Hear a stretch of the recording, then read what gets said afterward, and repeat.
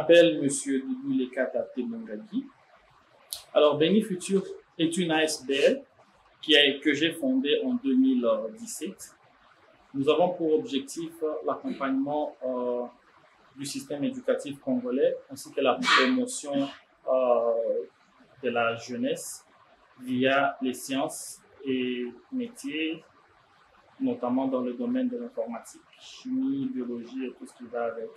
En clair, ce que nous faisons, c'est que nous accompagnons la jeunesse congolaise afin d'acquérir certaines compétences nécessaires pour leur épanouissement et leur auto-prise en charge dans un futur proche. Nous sommes spécialisés dans l'éducation, notamment l'enseignement, dans le domaine du numérique et des sciences exactes, sciences de la vie et sciences de la terre, communément appelées de nos jours SVT. Alors la promotion de l'éducation est faite de deux manières. Premièrement, nous collaborons avec les écoles.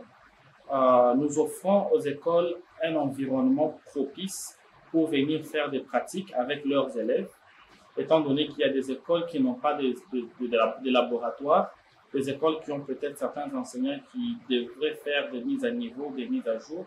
Ce que nous faisons, c'est que nous permettons à ces écoles-là, après avoir appris la théorie aux élèves, ils viennent dans nos laboratoires, nous disponibilisons un encadreur pendant 2 ans afin de les accompagner durant leur pratique. La deuxième méthode que nous utilisons, soit le deuxième volet que nous utilisons pour encadrer ou accompagner la jeunesse, c'est que nous proposons des formations ou des activités complémentaires au cycle scolaire tel que prévu par le système éducatif congolais. Oui, quelques activités. Nous avons par exemple la Junior Class. La Junior Class qui est un programme où nous formons les jeunes dans les métiers du numérique, beaucoup plus accentué dans le sous-domaine de la programmation, l'électronique ainsi que la robotique. Vous avez certainement été samedi passé à une exposition. Cette exposition-là qui était tout simplement la remise des brevets des élèves qui ont suivi la formation de la Junior Class. Outre cela, je l'ai déjà dit au début ici, nous recevons ici des élèves qui viennent faire des pratiques dans notre laboratoire de chimie, notre laboratoire de physique, biologie et informatique. Nous les encadrons et nous leur permettons de lier la théorie apprise à l'école avec la pratique nécessaire qui, elle, deviendra indispensable. Béni Futur, jusque-là, nous allons dire, nous évoluons sur fonds propres. Quand je dis fonds propres, je dirais c'est les peu de cotisations que nous donnons. Le nous, là, c'est un nous de majesté. Nous n'avons pas encore de partenaires vraiment de manière stable qui nous accompagnent. Néanmoins, on a eu à faire certaines activités en partenariat avec certaines structures de la place, certains opérateurs économiques, notamment l'Abra Congo, qui nous a vraiment appuyés.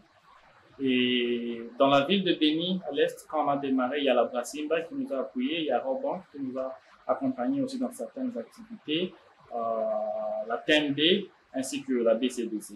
Mais ici, sur place à Kinshasa, jusque-là, nous avons l'Abra Congo qui nous a accompagnés, RAN, le réseau des acteurs du numérique, qui nous a accompagnés, et d'autres partenaires à gauche et à droite. Mais un accompagnement permanent comme ça, nous n'en avons pas. Nous n'avons aucun financement du gouvernement, aucun financement des particuliers, aucun financement des acteurs économiques de manière permanente. Alors, ce que nous faisons, c'est que nous allons vers les promoteurs des écoles, les directeurs des écoles et même les enseignants. Des fois même, on va vers les élèves eux-mêmes, on leur présente ce que nous faisons et on essaie de voir par rapport à ce qu'eux proposent, comment est-ce qu'on peut avoir une synergie pour qu'au finish, nous puissions avoir une amélioration palpable de la qualité de nos futurs diplômes. Je suis né dans la ville d'Issiro.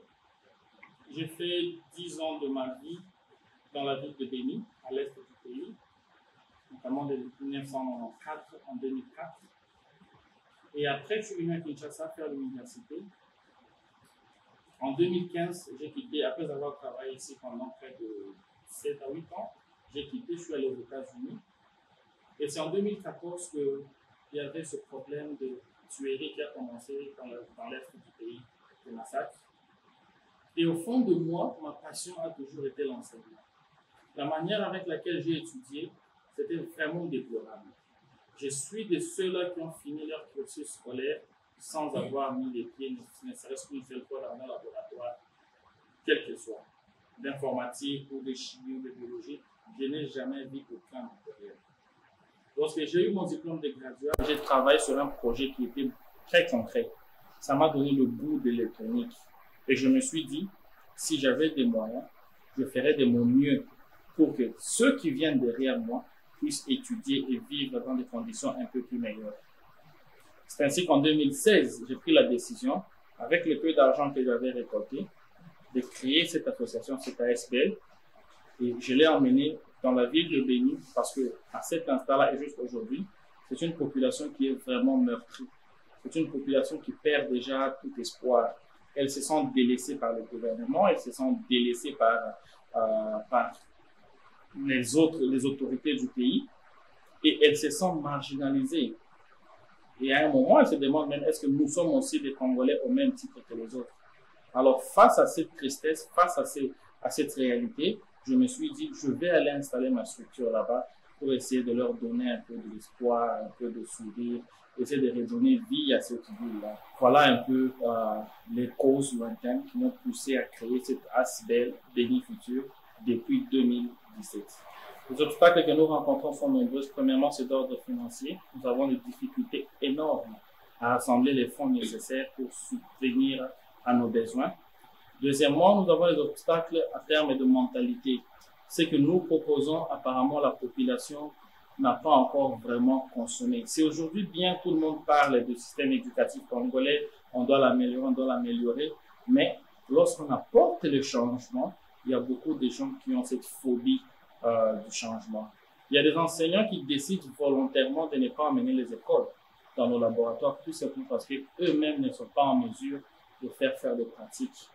Alors, si nous devons considérer, pour avoir une structure complète de bout en bout, il nous faudrait avoir de quoi former aussi ces enseignants de manière permanente afin qu'ils puissent venir avec beaucoup plus de sûreté et de garanties avec les élèves, ce qui n'arrive pas. Tout ça, ça retombe encore dans l'ordre du financier et dans l'ordre du capital humain. Telles sont les difficultés majeures que je peux vraiment souligner. Et autre difficulté que vous allez remarquer ici, nous avons une salle qui a une capacité d'accueil vraiment minime. À peine si on peut recevoir 30 élèves. Et là encore, nous allons tomber dans les difficultés d'ordre financier parce que si vous voulez une plus grande salle, il faut beaucoup plus d'argent et tout tourne autour de l'argent et du capital humain. Ce sont les grandes difficultés que nous avons dans le futur. Il y a d'abord deux projets que je vais peut-être en parler à la question suivante. Mais en termes de perspective globale, ce que nous voulons, c'est essayer d'améliorer la qualité du Congolais en termes de l'éducation. Nous avons aujourd'hui une grande quantité d'étudiants ou de diplômés qui sont lancés comme ça dans le marché de l'emploi, qui n'ont pas reçu une formation adéquate. La conséquence, c'est que ces nouveaux diplômés vont se retrouver totalement inutiles dans une entreprise. Ils vont échouer, ils vont fail dès le premier interview. Et même si ils arrivaient à décrocher le boulot, étant donné que c'est le cousin à tel, le frère à tel, l'oncle à tel, ou je ne sais comment, ils vont aller pour faillir dans leurs tâches day-to-day. Le problème, c'est qu'ils n'ont pas reçu une bonne préparation. Et cette bonne préparation-là, nous ne devons pas l'attaquer seulement au niveau de l'université. Nous, chez Béni Futur, nous pensons que nous pouvons commencer à accompagner les enfants dès le bas âge afin qu'ils aient suffisamment du temps pour développer certaines compétences et résoudre certaines difficultés dont ils vont faire face dans l'avenir. Nous avons plusieurs projets dans ce sens et je ne sais pas si c'est le moment où je peux en parler ou je peux en parler après une deuxième question. Alors, nous avons deux projets que nous allons lancer. Notamment, il s'agit du programme que nous avons appelé Complément scolaire. Complément scolaire est un programme que Béni Futur met en place pour permettre à ces parents qui ont des élèves qui étudient dans des écoles qui n'ont pas de laboratoire de venir bénéficier aussi de ce que Bénifutur offre comme complément dans leur système éducatif. Comment ça se passe? Le parent, tu viens chez Bénifutur, tu inscris ton enfant. S'il est en 4e secondaire, nous avons le programme national. C'est que le programme national prévoit comme manipulation pour un élève de 4e secondaire, que ce soit dans les domaines des sciences, que ce soit dans le domaine de l'informatique, nous avons déjà le programme. Alors, nous allons inscrire votre enfant. Et 2 fois par semaine, l'enfant va commencer à venir chez nous. Nous allons nous concentrer, nous focaliser seulement sur les aspects pratiques dont il a besoin à son niveau scolaire. Et une fois l'enfant va venir, nous allons donner accès, vous avez vu, il y a le laboratoire là, il aura accès à la bibliothèque pour faire des recherches. Et s'initier déjà à l'auto-éducation. En gros, je vais rappeler, c'est un programme que nous avons appelé complément éducatif, qui est un programme parascolaire. 3 fois par semaine, nous allons recevoir l'enfant du parent qu'il veut. Il vient, il va inscrire son enfant et nous allons l'accompagner durant toute l'année scolaire. Le deuxième programme que nous allons lancer, c'est le programme de la robotique. Nous avons compris l'importance de la robotique, de la programmation du numérique et de l'électronique dans tout système de développement. Vous allez voir tous ces pays qui sont développés, ils ont mis un accent sur les STEM notamment. Et nous ici, nous pensons que nous avons le nécessaire, la capacité de commencer aussi à inculquer ou soit à soumettre nos enfants à ce même programme. Alors nous créons un deuxième programme parascolaire où nous allons travailler avec nos partenaires qui sont des écoles. Et ce programme se donnera aussi 3 fois par semaine. Donc 3 fois par semaine au sein d'une école que nous allons cibler, nous allons collaborer avec, nous allons commencer à former les élèves en robotique.